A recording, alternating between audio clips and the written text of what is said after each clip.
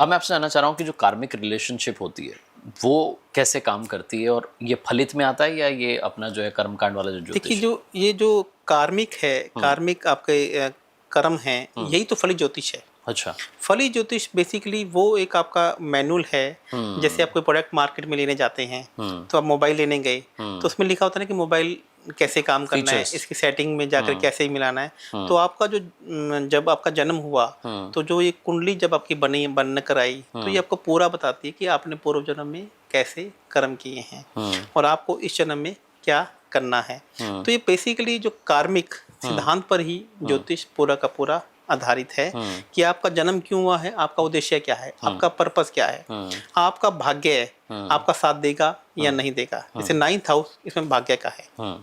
यदि ninth house का स्वामी eighth house में बैठ जाए, हम्म। नाइन्थ हाउस का स्वामी ट्वेल्थ हाउस में बैठ जाए, हम्म। नाइन्थ हाउस का स्वामी छठे घर में बैठ जाए, हम्म। तो आपको अपने ही भाग्य से हम्म। लड़ना पड़ता है। और हम्म। यही नाइन्थ हाउस का स्वामी हम्म। 11th हाउस में बैठ जाए, तो हम्म। इसका मतलब है कि आप भाग्यशाली हैं। हम्म। आप जिस भी चीज़ को हाथ लगाएंगे वह भाग्य आपका बन जाएगा। तो कार्मिक रिलेशनशिप के बारे में बेसिकली पता होना बहुत आवश्यक है। पता होना बहुत आवश्यक है, तो हाँ। इसलिए तो एस्ट्रोलॉजी बनी है। हाँ। और एस्ट्रोलॉजी बेसिकली देवी देवताओं के लिए, राजा महाराजों के लिए बनी थी। ये तो आम जनता को इससे दूर रखा गया था। अच्छा। उनको तो कहा था कि आप सिर्फ काम पे ध्यान दो। ये तो हमारे एक अच्छे कर्म है कि हमारे जो शास्त्र मुगल उठा हाँ। के लेके गए थे और मुगलों से पूरे वर्ल्ड में ये फैल गए, और हमने इस पे अब अपनी रिसर्च करना साइंस में शुरू किया। जबकि आम आदमी को पहले 4 वर्णों में बांट दिया था, वैश्य, शूद्र, ब्राह्मण और क्षत्रिय। क्षत्रिय। उनको बोला था कि आप अपना अपना काम कीजिए, और एस्ट्रोलॉजी को तो उनको दूर रखा गया था। तो आज ये हमारा ये सौभाग्य है कि हमें मालूम चला कि हमें हमारा जो जन्म है उसका उद्देश्य क्या है, और हमें क्या चीज़ डोनेशन करनी चाहिए, हमें इस पे कैसे आगे बढ़ना चाहिए पाश्चात्य, ताकि हम पूर्व जन्म में पहले के जो कर्म, जो प्रारब्ध है हमारा, तो उनसे हम कैसे छुटकारा पा सकते हैं। ये आपको जो है फलित ज्योतिष ये जो है बहुत अच्छे फलित से ज्योतिष बताता है। आपको बहुत अच्छे से बताता है। अब मैं आपसे जानना चाह रहा हूँ कि ज्योतिष की जब बात आती है, कहाँ लोग गलती कर जाते हैं? क्या आपको लगता है कि यहाँ लोग गलती कर जाते हैं, या तो ज्योतिष जो भी जिन भी ज्योतिषी से वो मिलने जा रहे हैं, कहाँ उनसे गड़बड़ हो जाती है कि वो फिर उनका भरोसा टूट जाता है, जैसा आपके साथ हुआ शुरू में? देखिए, वो एक्चुअली क्या है कि मैंने आपको बोला ना कि कर्मकांड ज्योतिष और एक फलित ज्योतिष एक अलग कैलकुलेशन करना है। अब देखिए, इसमें इसमें मैं आपको एक बात बताता हूँ। जैसे अभी मैंने अमित शाह जी की कुंडली देखी, या बहुत सारे लोगों की कुंडली देखी, तो उसमें उनके मंगल भी नीच के हैं और उनके सूर्य भी नीच के हैं। और कोई एस्ट्रोलॉजर के पास गए, तो उन्होंने क्या किया, जनरली बताता, उन्होंने उन दोनों ग्रहों के उनसे डोनेशन करवा दिया, दान करवा दिया। और जबकि अंदर से देखने से पता लगा कि जो सूर्य है उनके दिखने में तो नीच के हैं, लेकिन अंदर से वह उनके मित्र के हैं, फेवर में हैं। तो अब उनका डोनेशन, उन ग्रहों का डोनेशन नहीं होगा। क्योंकि आपको ये समझना पड़ेगा कि किसी को आपने जीतना है, तो आपको किसी को हराना होगा। आप किसी को हराएंगे कब? जब आपके अंदर जीतने की कैपेसिटी होगी, जीतने का वादा होगा। तो इसका मतलब जो हारेगा वो तो रोएगा ना। जैसे इसको एग्जांपल से और समझ लेते हैं। जैसे मान लिया आप किसी युद्ध में गए, तो युद्ध के अंदर आर्मी में अंदर हैं आप, और वहाँ पे आतंकवादी आपके पैरों के नीचे पड़ा हुआ है, और आपने उसके ऊपर गोली तान रखी है, और आतंकवादी आपसे क्या बोल रहे हैं कि मुझे मत मारो, मेरे बीवी विधवा हो जाएगी, मेरे बच्चे यतीम हो जाएंगे, और आपने उस पर तरस खा लिया और आपने उसको छोड़ दिया। तो वैसे जैसे ही वो खड़ा हुआ, उसने उठकर आपको शूट कर दिया।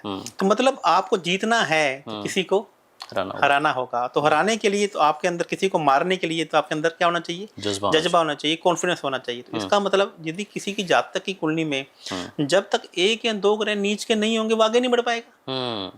लड़ेगा कैसे, जीतेगा कैसे? आप मेरी बात को समझ रहे हैं? तो आपको अंदर से चेक करना है कि वो नीच की, वो डेबली तो हैं, लेकिन हो सकता है वो अंदर से आपके लिए आपके मित्र हैं, आपकी फाइटिंग स्पिरिट दे रहे हैं। आपको ये इनके प्रकार आगे बढ़ना है, तो कैसे बढ़ेंगे?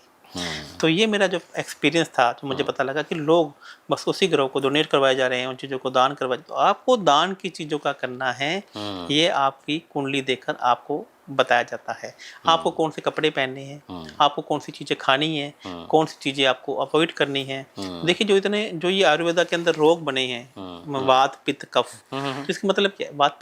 वात पित्त कफ, ये हमारी एस्ट्रोलॉजी से देखा जाता है। पहले एस्ट्रोलॉजी बनी, फिर आयुर्वेदा बना।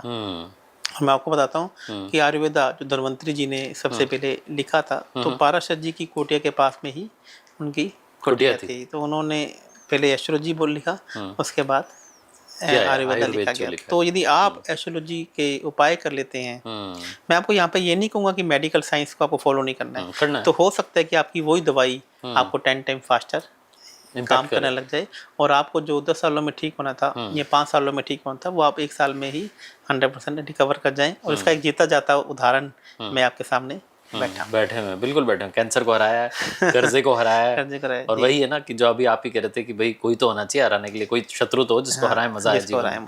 अब मैं आपसे जानना चाह रहा हूँ कि अभी आपने बात की हमारे माननीय गृह मंत्री जी की, तो मैं चुनाव की तरफ ही चलता हूँ। बिहार में चुनाव है, वहाँ तेजस्वी जी कोशिश में लगे पहली बार मुख्यमंत्री बनने की, और नीतीश जी फिर से जो है कोशिश में लगे दोबारा बनने की। कौन सा गठबंधन जीतता हुआ दिख रहा है? एनडीए जीतेगा या जो INDI जो अलायंस है वो जीतेगा? आपका क्या प्रेडिक्शन है? मुझे यहाँ पर ऐसा लग रहा है कि बिहार के अंदर बीजेपी पूर्ण बहुमत से अपनी सरकार बना लेगी, एनडीए आ जाएगी, और यहाँ पर पूर्ण बहुमत से आ जाएगी। हाँ, और यहाँ पर जो पासवान जी हैं वह बहुत बड़ी सरकार बनाने में भूमिका अदा कर सकते हैं। और जो सबसे ज़्यादा नुकसान जो वहाँ पे प्रशांत किशोर जी हैं, ये तेजस्वी को, यादव जी को और नीतीश जी को यहाँ पर करने वाले हैं।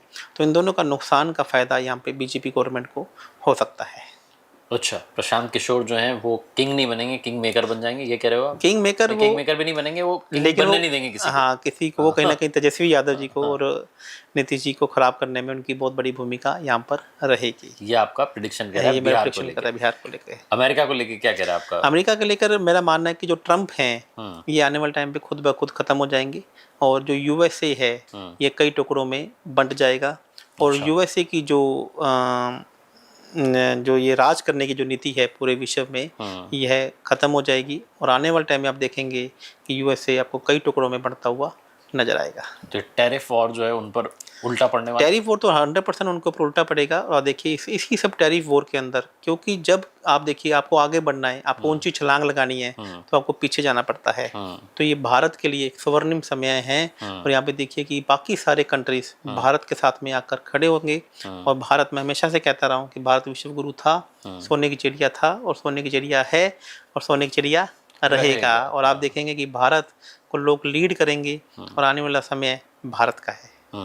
दुनिया में बेसिकली आप कह रहे हैं इंडिया लीड करेगा, और USA धीरे धीरे बिल्कुल खत्म हो जाएगा, और ट्रम्प, उनकी पावर खत्म हो जाएगी। ट्रम्प ऐसे हो जाएगा कि लोग, आप ये मान के चलिए कि उन्हें मैं एक वर्ड यहाँ पे नहीं बोलना चाहूँगा कि एक मेंटल टेररिस्ट वो एक प्रकार के घोषित हो जाएंगे, और अपने ही लोगों के द्वारा वो खत्म हो जाएंगे, बायकॉट किए कर दिए जाएंगे।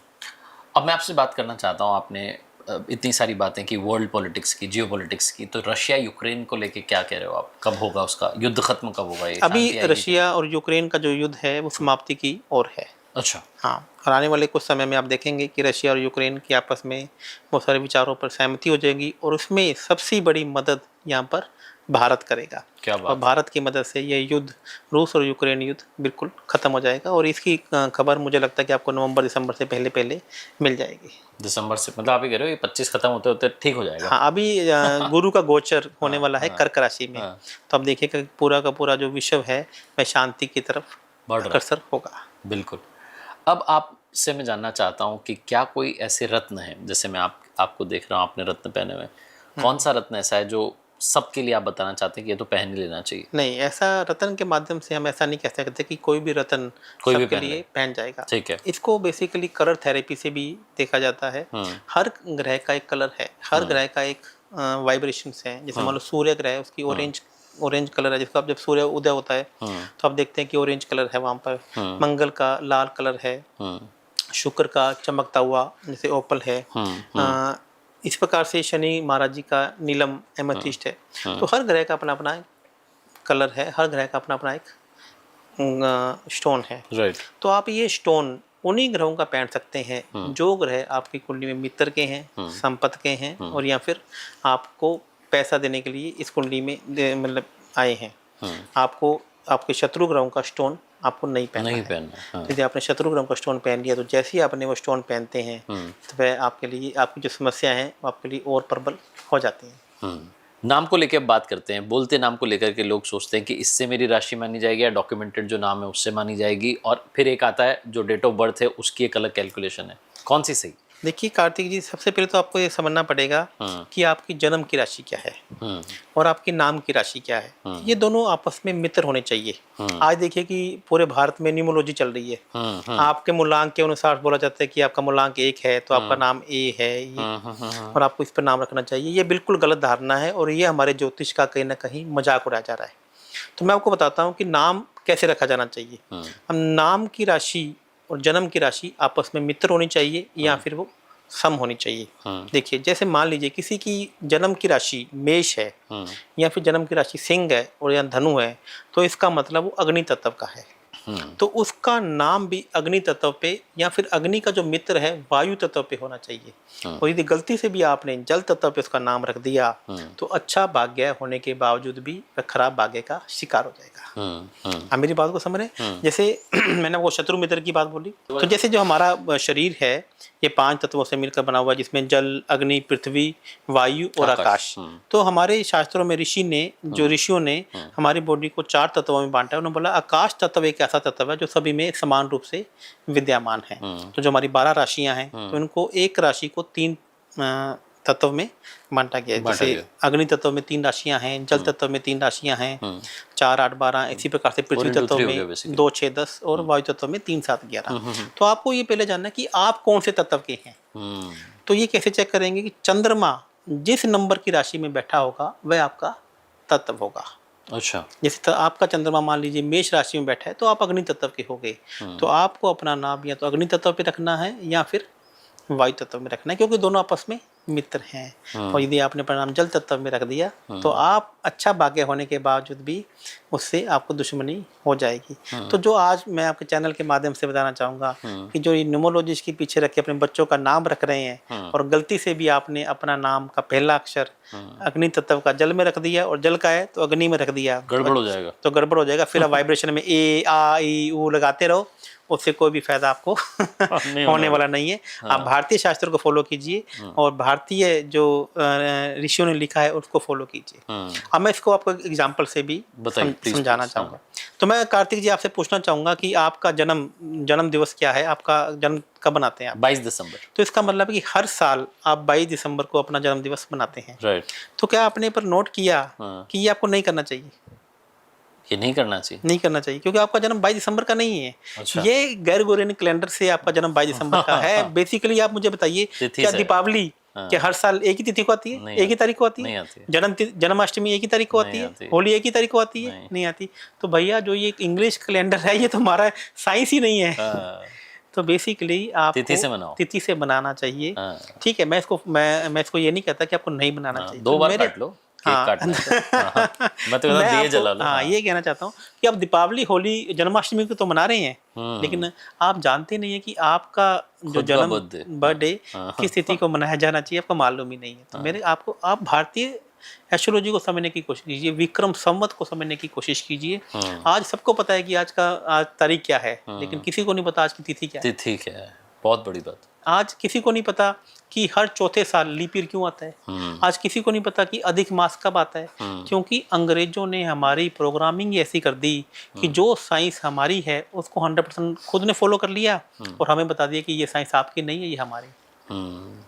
आपको देखो ना, मैं आपको आज के बच्चों को आपके माध्यम से बताना चाहूंगा कि किस प्रकार से नासा हमें फॉलो कर रहा है। आप देखिए कि पूरी पृथ्वी की कुंडली बनाते हैं, तो पृथ्वी को आप एक पेपर पे प्लेन रख दीजिए तो ये स्क्वायर शेप में बन जाएगी। तो आप देखेंगे कि एक भूमध्य रेखा बीच में से निकल रही है। तो भूमध्य रेखा के ऊपर एक रेखा गुजर रही है जिसको कर्क रेखा कहा जाता है, और भूमध्य रेखा के नीचे एक रेखा गुजर रही है जिसे मकर रेखा कहा जाता है। तो ये कर्क रेखा का नाम कहाँ से आया?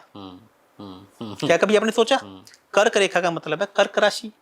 एक रेखा ऐसी राशि से गुजर रही है जिसका नाम कर्क राशि रेखा है, और मकर रेखा का मतलब है मकर राशि से जो रेखा गुजर रही है उसका नाम। तो अंग्रेज भी उसका नाम चेंज नहीं कर पाए, और हमें लगता है कि, और हमें आज लॉजिक चाहिए हर बात पे कि भगवान राम का जन्म हुआ। नहीं, मैं नहीं मानता जी भगवान राम को, मैं नहीं मानता भगवान कृष्ण को, क्योंकि ये हमारी प्रोग्रामिंग ऐसी कर देगी। जानबूझ के अंग्रेजों ने जब भारत जो हमारा अच्छा था वो ले गए वो जब भारत आजाद हुआ तो पहला जो हमारे शिक्षा मंत्री थे वह मुस्लिम थे, जिन्होंने अकबर महान था, ये महान था, अकबर महान था। अभी अपनी फिल्म देखी ना संभाजी में, देखो ना कैसे वो अपने फादर से जान छुपाकर संभाजी के पास गया और उन्होंने मदद मांगी, तो उससे बड़ा तो कोई डरपोक इंसान ही नहीं था। तो आप देखो ना, और आपने क्या पढ़ा, अकबर महान था, अकबर एक बहुत बड़ा राजा था, क्योंकि ये हमारी प्रोग्रामिंग अंग्रेजों के द्वारा इस प्रकार से की गई, हमारे बच्चे हमारे इतिहास को न जान सकें। आप देखिए कि एक हफ्ते में कितने दिन है, 7 दिन। क्यों सोमवार को सोमवार क्या कहा जाता है, मतलब चंद्रमा से, बुधवार को बुध ग्रह, शुक्रवार को शुक्र ग्रह, शनिवार को शनि ग्रह, यानी कि 7 वही ग्रह है जो हमारी लाइफ को प्रभावित कर रहे हैं और हम इसे जानते ही नहीं है। क्यों एक महीने में 30 दिन है, क्यों साल में 360 दिन, 365 दिन है, 366 दिन है, क्यों ऐसा होता है? ये सब कुछ हमारे एस्ट्रोलॉजी की फलित ज्योतिष में उसकी एक एक गणना की गई है। संडे के बाद मंडे ही क्यों आता है? क्योंकि ऐसा बताया गया है कि एक दिन में 24 होरा होती है और एक होरा तकरीबन 1 घंटे की होती है। होरा का मतलब है आवर, जो उन्होंने आर कर लिया, घंटे जो उन्होंने आर कर लिया।